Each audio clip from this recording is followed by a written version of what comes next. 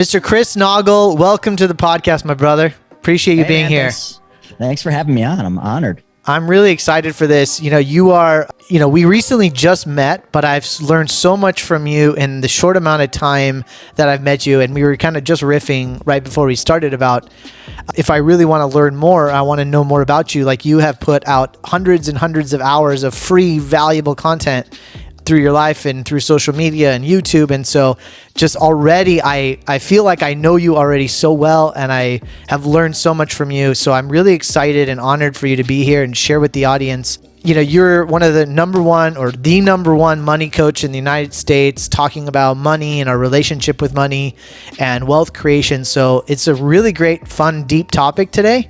And who knows, I'm going to surrender to what shows up, and I'm really excited to get into it with you. I'm always excited to talk about that topic. Exactly. Let's roll. So I guess let's start with, I actually want to start straight with our relationship with money, because I think that's something that I have personally been working on this year, and something that I know we all deal with and work with. And through even my conversations with you, like our personal relationship with money is one of the most difficult things for people to talk about. You know, our attachment to money, our need for money, our greed for money, maybe our feeling of scarcity of money. I guess as you go through your work, I'd love for you to talk to us about where that comes from and what we can do to identify our relationships with money and have a healthier relationship with money. Yeah, and I think it's going to differ for each person, their relationship to money. And it really starts with, your upbringing. I grew up in a lower middle class family with a scarcity mindset, and many people might have, but other people grew up in a household where there was money. They were abundant in resources and mindset. So I think where things go wrong is, and this is a controversial topic, but is the education system. When we get in the education system, they are literally, and I don't care what anyone thinks, I've studied this, they're teaching us to trade hours for dollars. They're teaching us that our hours have a monetary value that we need to learn about, and that we need to learn a skill, go out, get a job, trade that hour that we have for a specific dollar amount, climb some kind of a totem pole or, a corporate ladder. And then as we climb, our hours become worth more dollars. And I think right there starts the problem, because if you follow wealthy people, I don't care whether it's multimillionaires or billionaires, they don't put a value on their time. Their time is completely priceless, which really, think about time. Time is the one thing we can't create more of. It is the one thing we will never get any more. We can't change it. We can't buy it. We can't get more. You can't buy it. So why is it that we're taught to put a monetary value on an hour? That's backwards. Like, the wealthy have figured out that they've worked. Yes, they've traded hours for dollars, but in a different capacity, they've actually traded hours in the pursuit of their passion, in the pursuit of their journey, in the pursuit of their dreams. So in doing that, along the way, they've made money or lost money. Many, wealthy people that you meet have lost money many times, actually gone broke many times, but they never stop because they're not driven by money. They're driven by a higher calling, a bigger purpose in life. And then when they do get money, their biggest focus turns to making their money go to work for them. Because if you put a dollar value to your hour, you are capping how much money you can make. No matter how much you make an hour, you are putting a limit on how much money you make. And that's not an abundant way of thinking.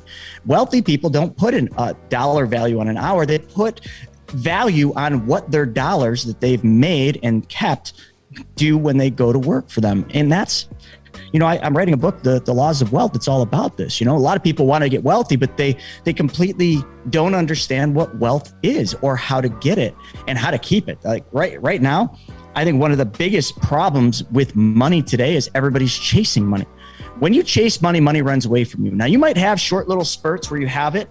Right now, like, look at the crypto space. A lot of people have made a lot of money in crypto. Chasing fast returns or chasing money, right? Right, chasing unrealistic returns that are not sustainable. And what will happen every time, I've seen it over and over in my career, in my life, their money will flee them. They will call my bluff. They will hate me right now.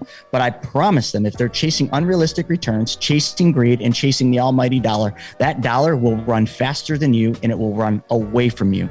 When you stop chasing the dollar and you start chasing something bigger, I don't care if it's your passion. I don't care if it's your dream. I don't care if it's your vision. When you chase that and then add one thing to that, and that is helping others along the way, solving other people's problems.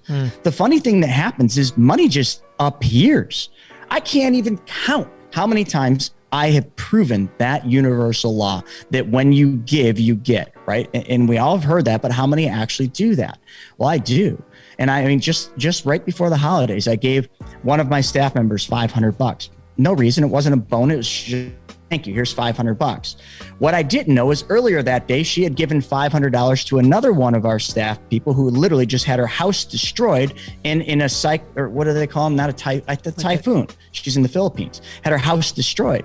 So this person gave her $500. I then gave her $500, but this is where it gets even crazier. I got a card. We get a lot of cards during the holidays.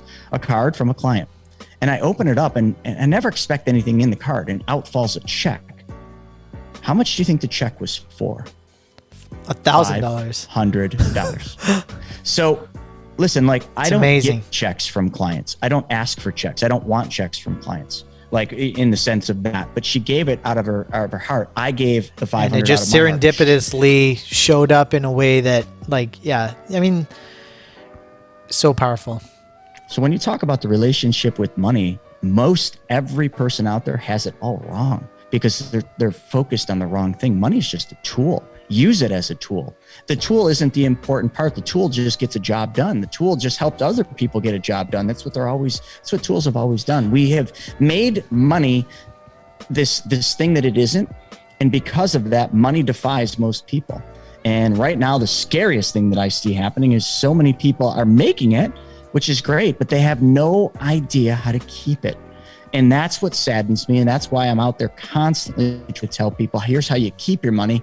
But most people just say, oh, you're just another. Well, before we get into, I want to ask you more about that, because before we get into like how to keep your money, you know, for you are you're very bold about this topic and you speak loudly about it and you're unapologetic about it.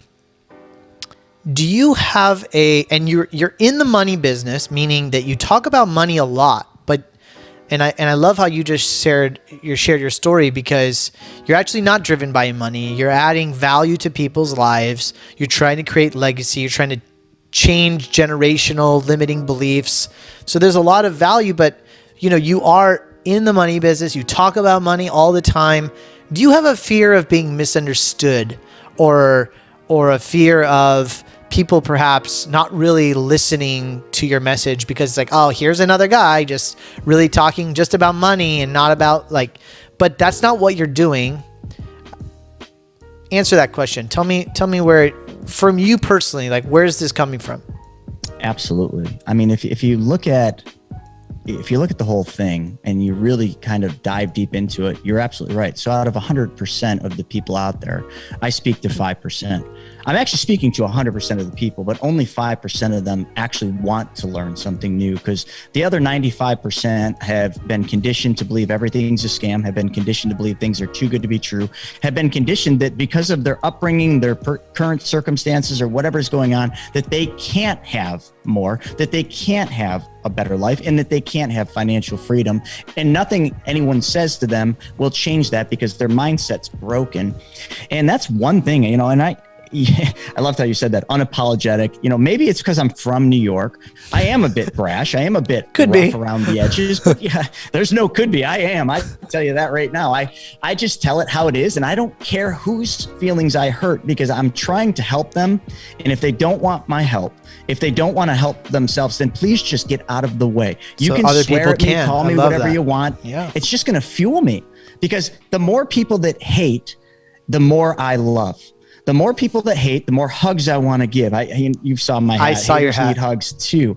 I never used to be that way though. I used to hate it when people hated on me, or hate it when people made comments. I took it personal. I got bent out of shape. I had bad days. Now it just fuels that fire. And I hate that I can't help more people. It bothers me. Don't get me wrong. I mean, as brash as I am, I have a very soft side, and that soft side is a terrible sadness that I go to bed with every night, knowing that I can help a lot of people, but the people don't want help because of false beliefs and because they've been lied to their whole lives. And that's something I can't change. It's something I can't help. But one thing that I go to sleep really, every night and I pray about a lot is there will be an event that will happen. Let's call it a market collapse. It's going to happen. I mean, I don't know when, I can't tell you when, but it's going to happen. When that event happens, the haters will start becoming believers. It takes that event every time, right? And I hate that it takes that event because it takes people to go through pain and suffering in order to see and be enlightened. But you know what? Study Buddha, study anything else, any religion. Like, there's always pain and suffering. Every entrepreneur, every successful person, they chose the hard path. Elon Musk talks about this all the time. The path he chooses isn't because he needs more money, but the path he chooses is painful, is difficult, is stressful. And why would anyone choose that path that is very difficult, painful? Like, you got to go through hell and come back just to get where you're going when, like in Elon's case, he doesn't need more money. He's basically a volunteer. Well, right there solidifies what I said earlier. He is driven by something other than money. Money is just the tool he uses to get where he's going. He's driven because he wants to solve big problems, like, colonizing Mars. Like, most people laugh at that. Most people hate him because his dreams are so big they can't even wrap their head around it. But you know what? That drives him to say, you know what? I'm going to do it, and I'm going to save a lot of people on the way. And I don't know what else more I can say about that. That's just how I think. And when people tell me, oh, I can't wait till the day I retire, I cringe. Now, retirement means a lot of things, but most people, retirement means the day they can stop working, the day that they can literally do nothing. In other words, I'm just going to golf every day. How many people have retired, that just went out and golfed every day? They die.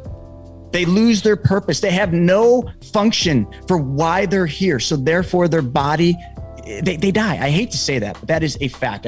I've been in the insurance world a long time, and actuarially, that's what happens. They love retirees because they know that retirees are probably not going to make it very long. Oh, it's so broken. And that's what they've got us all chasing, is this false reality, this false thing, just to keep us working really hard for a certain amount of time. It's like, get in line, shut up, don't look around, and just do what we tell you. I mean, it's exactly why I launched this podcast, because I think that, even for me personally, we are all bred to chase something, to chase some program of success, whatever that may be, or a certain amount of money in the bank. And, as I was preparing for this podcast, I was thinking like, what's my relationship with money? And like, what if I wanted to ask Chris a question about my relationship with money and like, why am I behaving the way I am? What showed up for me was that my family never really talked about money growing up, right?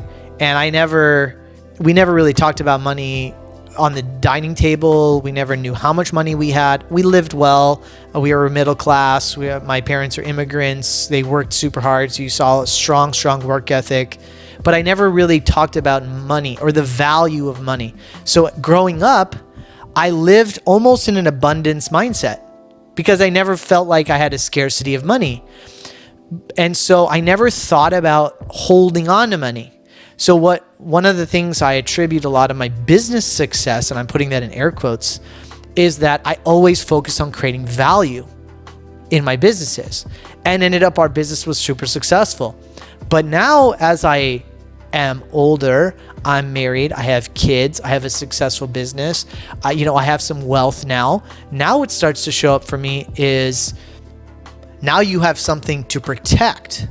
So now you act, and this is going to go into my next question about how you keep wealth. But now that story starts to get redefined, because what got you here was maybe an accidental abundance mindset because of your past story of money, which I'm very aware that it could have been the absolute opposite of that. But now that you have it, you don't know what to do with it because you don't understand how to value it, if that makes any sense. It makes all the sense. And this is, I think, one of the things I'm having like a personal coaching session right here with Chris. That's okay. I love how you said that, because you heard my story, which was coming from a scarcity mindset where, don't leave the lights on, don't heat the outside. Everything that I heard growing up was scarcity because we didn't have resources. And we didn't talk about money either, but we talked about the lack of money. And because of that drove me in today's world to seek money and to seek, a better life so that I can help others. But that actually led me down some bad paths where I failed. So yours is different. Yours is you came from an abundant mindset, but the lack of talking about it didn't give you the value. It gave you, I don't want to call it a false sense of. Yeah, no, it was a false sense of value. Yeah, it was. Yeah. So it's cool that it's like the tale of two stories there. And I think the big thing that a lot of people make the mistake of is they're good at making money. They have an event, maybe an exit of a company, or they get a promotion at work and they get a big bonus. They get money, but they don't know how to hang on to it. Or, I like to talk about it as keeping wealth. And that goes back to the laws of wealth. Law number 1 is you have to keep 1/10 of your gross income. Now, I don't know how many people, if I was to interview them all, would actually be able to say, yes, I keep 1/10. And when I say keep, people are like, what do you mean keep?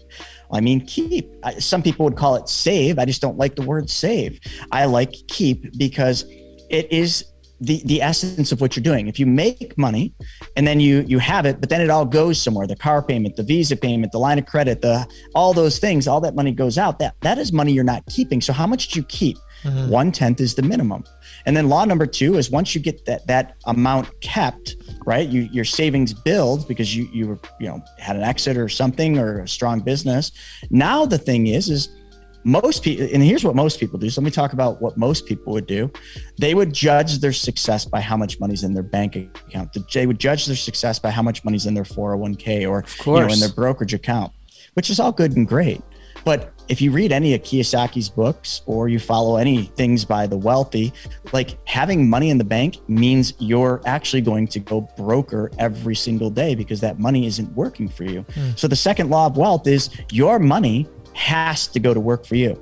This is where the biggest difference with the wealthy and the average person is.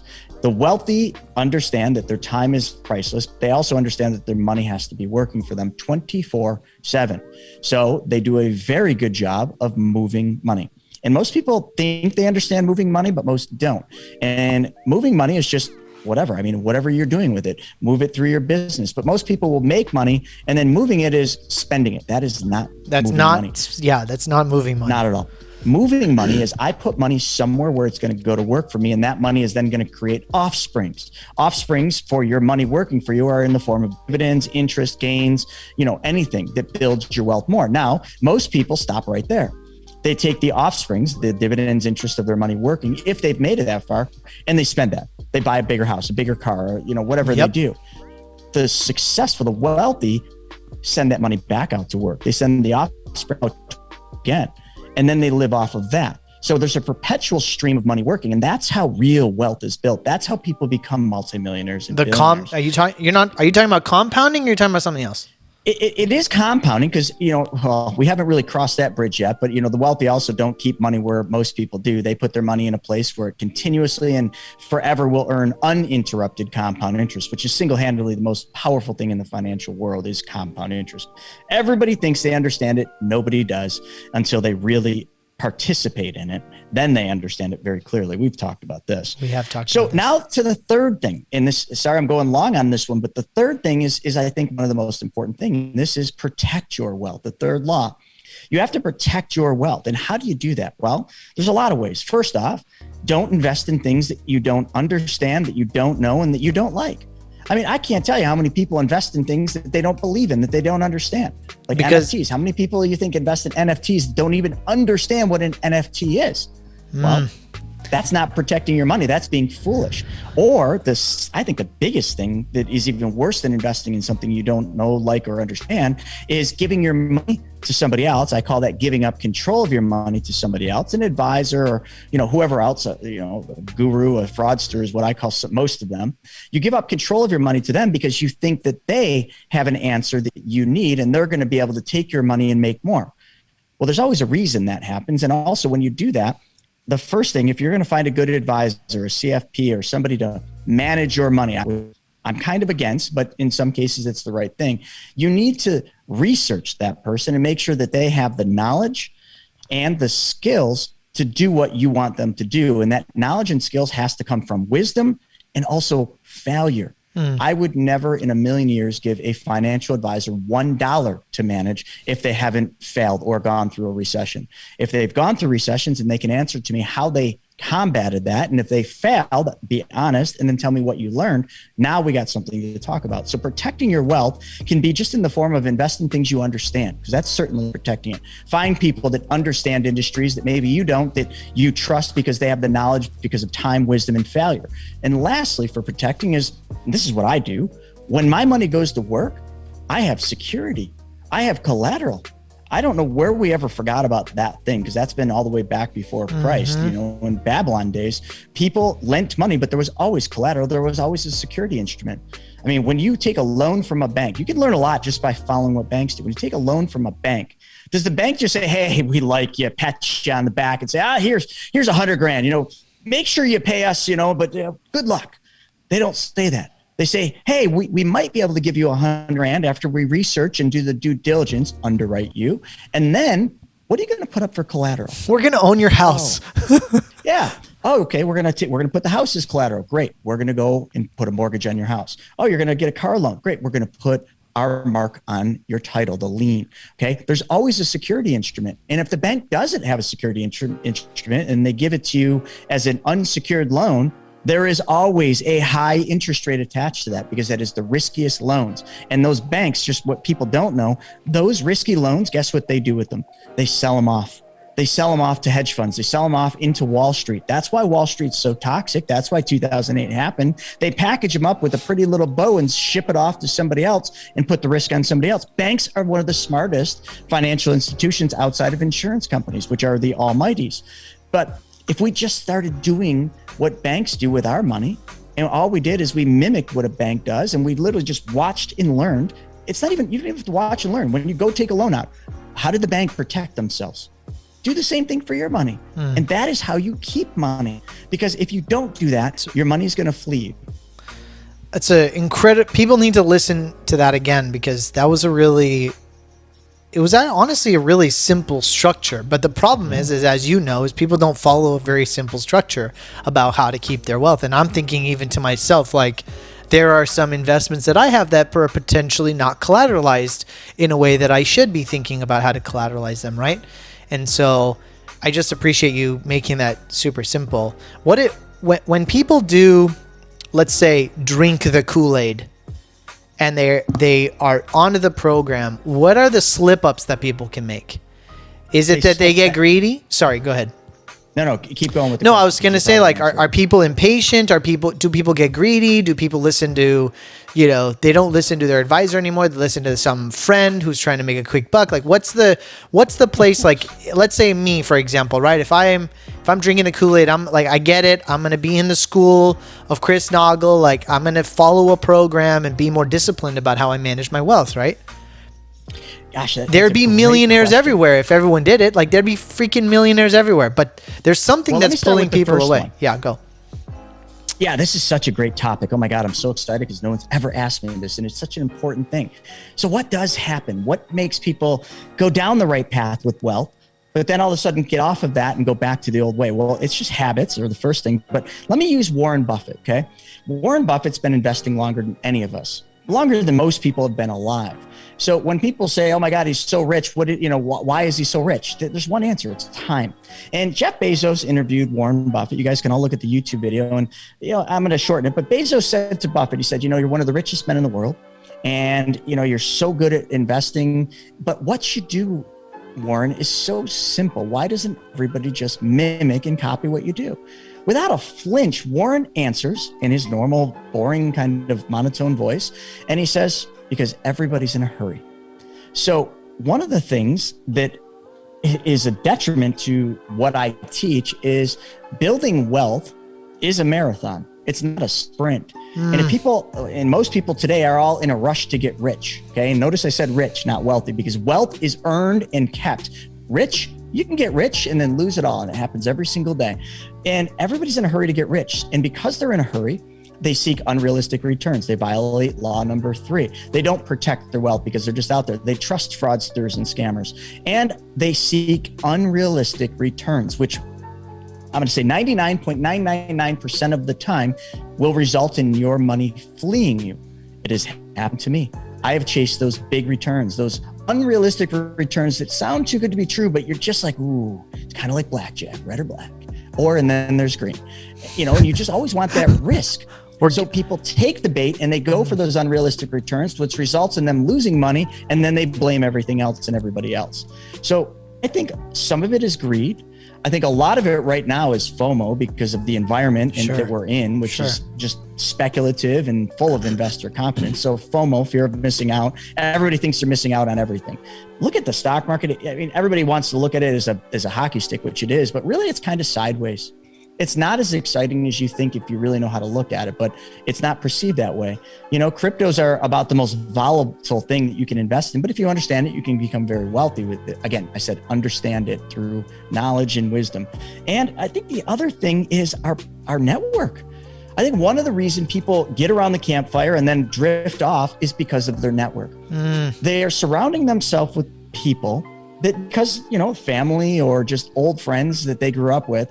And these people in their mind are not where, you might want to be. You might want to be up here. But if you put yourself in circles of people and you surround yourself with people that are way down here, no disrespect to that. There's nothing wrong with it. But if you do that, you are going to bring yourself down to that level. And it's almost osmosis. It's absolutely, yeah. I did it. It's because of the conversations. It's because you can't have the conversations about how to get up here. It's because those people have either arrived at a point where they're either just content or just accepted and conformed to what everybody else told them life should be. My life is that I've had so many of my family members say to me, Chris, when's enough enough? When is it going to be enough? Why can't you just be content? Why can't you just be happy?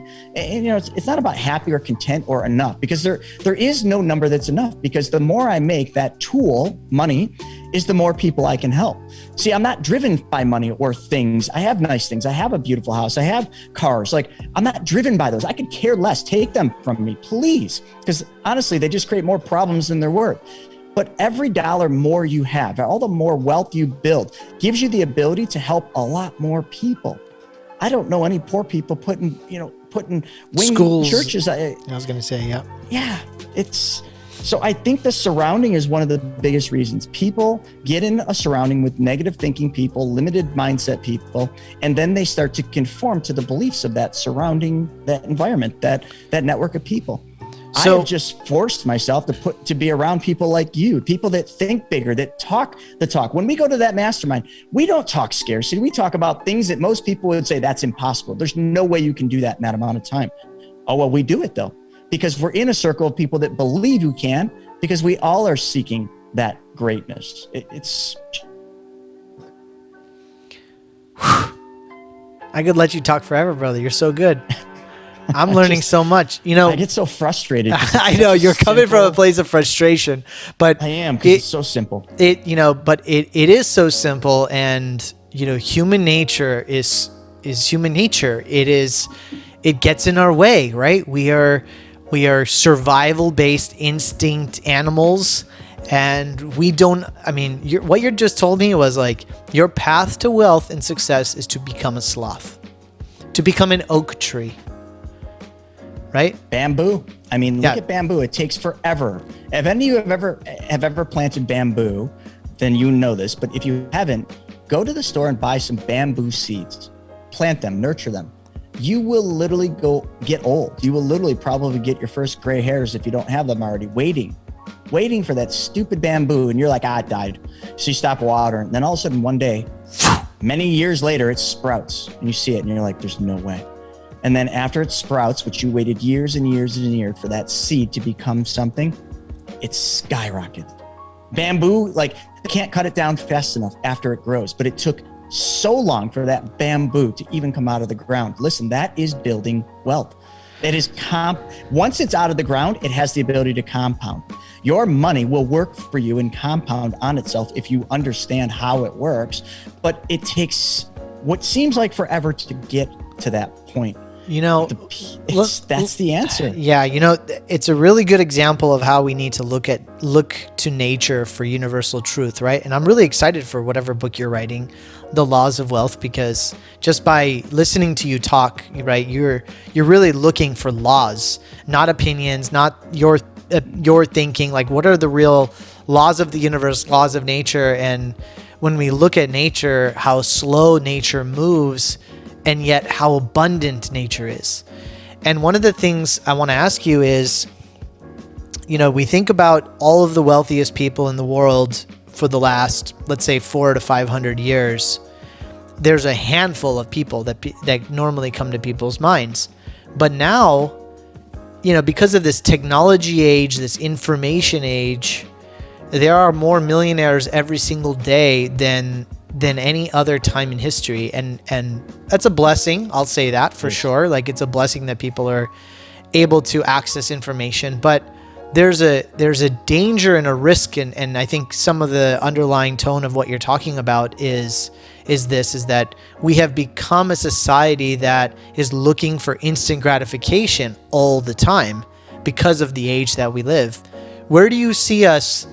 What happens now, right? Because you can't put that cat back in the bag. Like, the days of our parents or our grandparents or previous generations, the patience that they had, they lived through world wars. Like, we have a few generations that have never seen more than a 3% interest rate. Like, we're talking about a real difference of just a completely different way of being wired into this new world and having access to information and wealth creation in a way that's never. So we're not built to be patient, is my point. So where do you see us going from here? Yeah, no, that's dead on right. I mean, any of you that use TikTok, we're big on TikTok and we're growing TikTok. I mean, that just proves that we are just impatient because we can't even sit there and watch a video for like 60 seconds without losing interest in going on to the next one, because that's just what technology's allowed us to do, is become even faster and even more impatient. So where do I see us going? Well, the best way to answer that is, I don't watch TV. I don't turn the news on. I could care less what's going on out there. I read books, and I think what's going to happen is the last great truths are going to be books, because that is where wisdom is, because that's where the stories are told. They're told on TV and all that, but it's always a mixed version because it's more entertainment. So I think one of the answers could be in a book that my late friend Stefan Aarnio wrote. He passed away, I think, a year and a half ago, and he wrote a book called Hard Times Create Strong Men. It's a beast of a book, but it is so fascinating because it talks about how our ancestors, that fought in world wars and had hard lives and did go through those hard times. They were strong men. And I mean, just, siphon out men. It's just the name of his book. But he also wrote Hard Times Create Strong Women. So men or women. When we're in hard times, we are hardened because we have to be to survive. We are survival creatures. Like we are built to survive. And until we're put into that place where we have to fight or flight, right, where we have to survive, we don't know how to survive. We know how to consume, and we know how to conform. And too many people out there, i.e. government or whatever you want to call it, have figured out how to misconform to what they want. And that's the technology has enabled them to do that. So that book has the answer for what you're saying. What do I see next? Well, I see us continuing going faster and faster and faster, and technology evolving and evolving and evolving. I mean, here's where it's going to really slip me up and kind of ruin what I'm going to say, the metaverse. Like, that's a whole different thing. I mean, I guess you got to watch Ready Player One to understand that. But I think what's going to happen is we are going to have this is just me saying this, and I know it to be true. I just can't tell you when. We're going to have one of the biggest financial collapses ever. Bigger than the Great Depression, or at least to the tune of the Great Depression. But now, remember the Great Depression, things happen slower. How fast do things happen today with all this electronic stuff and the digital age? The stock market in one day could literally go from where it's at to technically zero with the stop losses and the triggers that are in place. They'd shut it down so they wouldn't happen. But back then that couldn't have happened. So it was a slow drop back in the Depression. It happened fast enough, but it was still slow. Today that will happen much quicker. So all this technology to make our lives go faster and make us more excited will also be the detriment, and will make everything collapse much faster. And when this happens, I don't know what it's going to look like. I talk about it a lot, but I'm scared to death of it. even though I know when this event happens, that will be my catapult, because I've been talking about this for so long. I think people are just sick of hearing about it. But when it happens, they're going to be like, oh my God, he was right all those years. And when it happens, I'll catapult, but I will still, like, you can't help people after the event's already happened. And that will create hard times again. And we will be in hard times for, unfortunately, probably a longer period of time than we're used to. And that will create strong men and women again. And we will reset and we will start using technology, but we will use technology in a different way to help humanity and help people climb back up and get back on their feet. Or we'll use it for all the wrong reasons, like so many people do today, and the rich will get richer, the poor will remain poor, and there will be no middle class. So pick your poison. I can't tell you what the future is going to look like, and we don't live in the future. We live in the now. So what we do right now is the only thing that really matters.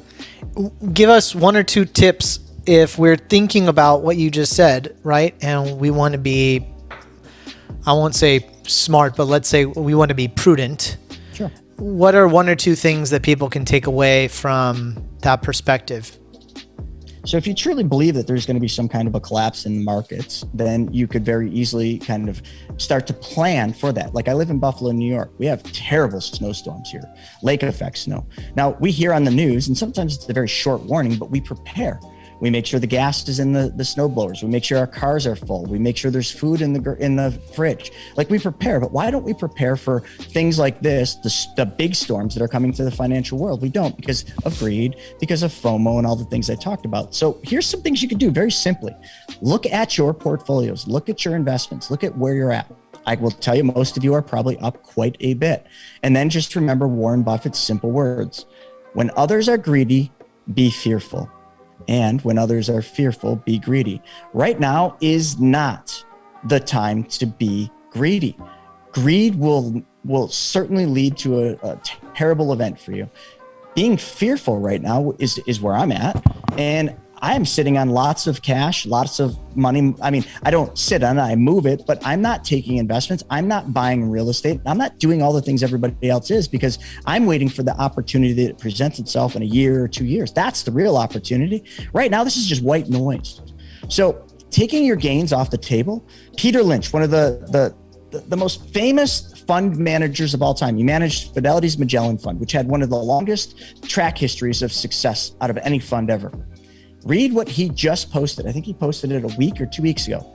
He said, now is the time, not maybe, is the time to start trimming your stocks and trimming the risk. Not in those exact words. Ray Dalio manages the largest hedge fund in the world, manages China's money. Look it up, Bridgewater Capital. Watch his YouTube videos.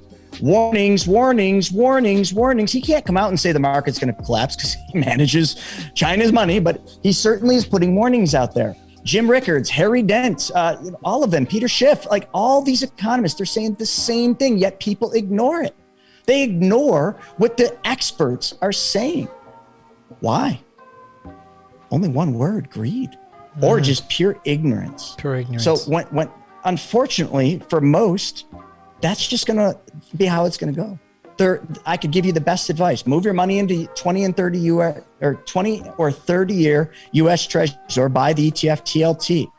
That's where I put my money. I'm not making a recommendation or a suggestion. It's just where I put my money. You told me that personally too. So that's real advice Chris is giving. Boring place you can ever put your money. But if you were an advisor and you got your Series 7 like I did back in the day, you understand the inverse relationships to bond and interest rates. When the markets collapse, interest rates will be pulled close to zero like they were during COVID. Your 20 and 30 year bonds will skyrocket up. It's just mathematics, folks. It's not even speculation. It's just how it will happen. It's how it did it in 2008 too. That would be a good place. Move your money through privatized banking systems, specially designed and engineered whole life. It's what I do. I have tons of money running through there. I don't put it there and leave it. That's the key thing. A lot of people are like, oh, that's dumb. Dave Ramsey said you should never put your money in whole life. Yeah, you should never put your money in whole life and leave it. And he doesn't even know how it works because we're designing it differently. And then once it gets there, move that money.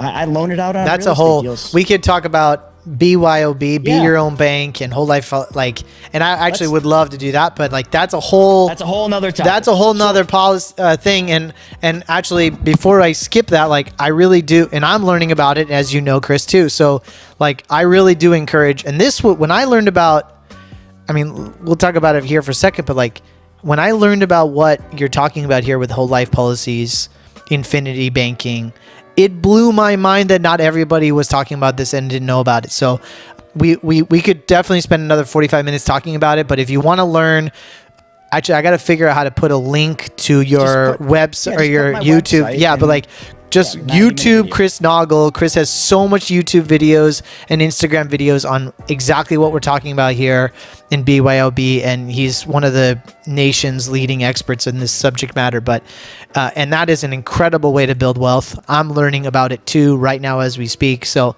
I encourage people to listen to it. Sorry to interrupt you, but no, it's a really important thing, but it's a deeper conversation. So you can research it like you were saying. Yeah. The biggest thing right now to look at is just how much risk are you willing to accept? Yeah, how much can you lose without it changing your life? That's the amount of money that you should play with in the markets, in Bitcoin, in crypto space. Like that's the only money that should be in equities or crypto. The rest of it, you should find a nice, safe, cozy place where that money can sit. And you're going to be very upset for a little while because it's not going to make you much. It's barely going to, if it even paces inflation, that'll be a good day. It'll be better than your savings account. But, let's just say you're pacing inflation or keeping up with it. It's not going to get you excited. But, you've heard it all before, folks. Patience is a virtue. It is the one thing that we have lost. It is almost like something that has died, like the dinosaurs. It's extinct. Nobody's patient anymore. I'm super patient. I will sit and wait as long as it takes because I know that if I just wait, the opportunity that will come whenever it does, can't time the market, whenever this event happens, will single-handedly be the biggest opportunity of my entire life. We are here for a very short period of time. And if all you needed was one opportunity, but it was the biggest one of your life, and all you had to do is wait for it and plan for it, where does logic not tell you that makes all the sense in the world? You'd sleep better at night. You wouldn't have all this volatility. You'd know your money's nice and safe and not going anywhere. And you'd know that you're going to be, I'll say it, filthy wealthy because you are patient waiting for the biggest opportunity. And when this opportunity happens, which for you will be an opportunity if you listen to this, for others, it will be one of the biggest tragedies of their lifetime financially. But when this happens, it really doesn't matter what you invest in. Because everything, just like the tide, when it's up, all boats rise, and when it's down, all boats fall. Everything will collapse with it, including real estate. So when it all goes down, grab your dartboard, put some pictures of things that you like, know, and understand that you've always wanted to invest in. You just never knew if it was the right time. And throw some freaking darts, because that's the study they did with monkeys. They threw darts at stocks. The monkeys beat the best financial advisors. Call yourself a monkey and grab some darts, because you, no matter what you land on, as long as you're patient and as long as you understand those laws of wealth, will become wealthy. The problem is, so few of you will listen to that because you are impatient and in a rush. And that will be your downfall. If you can't tell, this is the Chris Naugle, baby. This is the Chris Naugle we love and enjoy. I just had somebody on the podcast a couple of days ago that was talking about like making investments, and they manage a family office, and they were talking about how investing is all about investing with the right basis, because you have risk in all investments, right? And if you invest with the right basis, then you have a cushion of a bad management team, maybe market conditions, what have you. But what he was saying today was that no matter what you invest in, you have a high basis. And what you're talking about is exactly that like save your cash, invest in things that are safer, that potentially don't have a huge return like treasury bonds, so that when things do come back to a normalized basis or a lower basis, you're able to optimize that. And that you can only achieve real wealth over periods of time. So I think people need to, again, you need to do your own research. As we close up here, let me just say a few things. You need to do your own research. You need to go on YouTube. You can learn so much free stuff from Chris. He puts out so much great content, and I really honor you for that. But there's so much good content out there for people to learn about wealth management, wealth creation. And it is a big reason why I created this podcast, because I want people to start asking these questions and start thinking about their why, right? So anyways, I have one final question, and then we can riff on whatever else you want to talk about as we close. But to you, my friend, what does it mean to be rich? means I have the ability to help people that I didn't before, means that I have the resources and the tools to go out there and solve people's problems. Hands down, that's what it means to me. And that is the only thing it means. And it also fuels my fire because it allows me to chase bigger dreams, bigger goals, and do more. And each one of those goals is always focused on one sole thing, is what problem can I solve for someone else?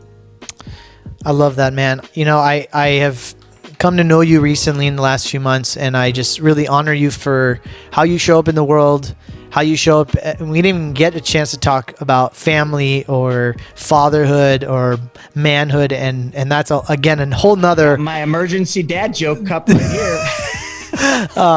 You know, you show up so powerfully for other men as a father. You've taught me so much, and you're helping change the world and the way changing generational beliefs about money. Like, I just really want to honor you, and you know, so much blessings to you into the new year. And I just appreciate you being here with me today. You're very welcome. Thank you for having me on.